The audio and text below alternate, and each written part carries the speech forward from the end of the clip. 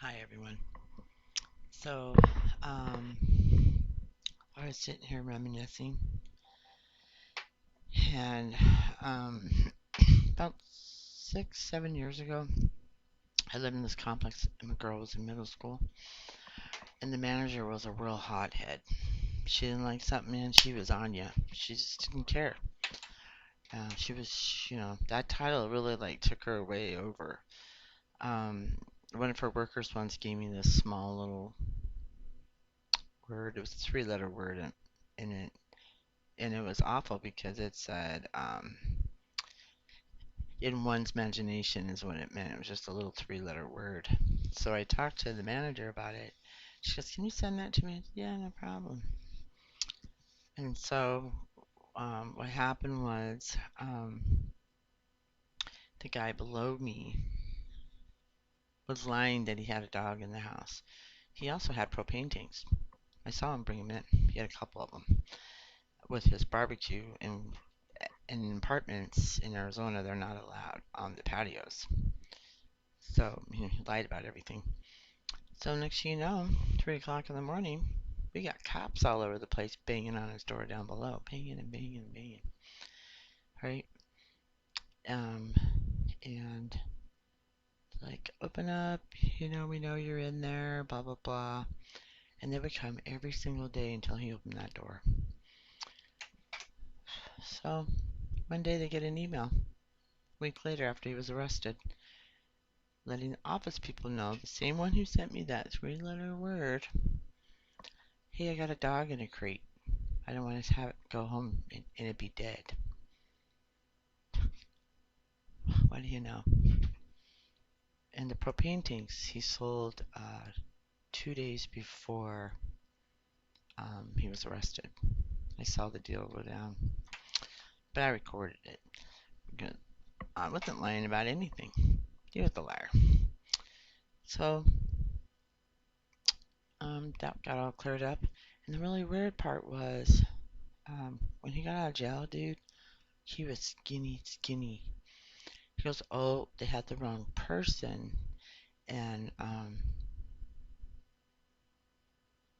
so they let me go. We're talking 3 months later. He was skin and bone. He was not himself. He was so freaked out. I guess if he learned to tell the truth earlier, he probably wouldn't have went through all that. You know, it's a shame it happened, but sometimes that kind of fear is scary. I felt bad for him, and I knew I wasn't lying, but that had nothing to do with me. I mean, whatever happened with that situation, he wouldn't even go into detail. But he didn't apologize either, but he did speak to me off and on. So, but the manager reprimanded her employee. So when I went to switch apartments, the carpet I had was already brand new, and they turned around. This girl got back at me by replacing the carpet that was brand new already when I moved in there. I just had to move to a different apartment. They hit me with that $500 bill. They took all my deposit. So, but what she put out, she's gonna get in return. It will get her, because she was just being evil. Oh, well, I got really good one by this lady, so I'm gonna make sure she pays. And that's what it's been like. People have lied on me, um, done evil to me, unexcusable actions because they have that power to do so. It's ridiculous. And they think they're gonna get away with it? Are you kidding me? No, they're not. Mm-mm. No. You know, when I made this here was at a place that was supposed to help people, and they turned out to be the most evil. Look at the cross. They did it right at the foot of the cross. But people think because you don't see a cross in the room, God doesn't see what you do. He sees everything you do. No one escapes. Not even me, not anybody. It still angers me sometimes. You know what I mean? I don't even know why it all came up. Maybe I'm supposed to be releasing so I can just heal from all this crap from the past. It's so annoying, you know?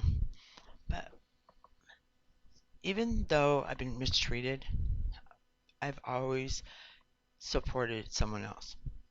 In that same complex, there was an older gentleman. He was a Vietnam veteran, and his dad used to tell him when he went to Vietnam, run, you know.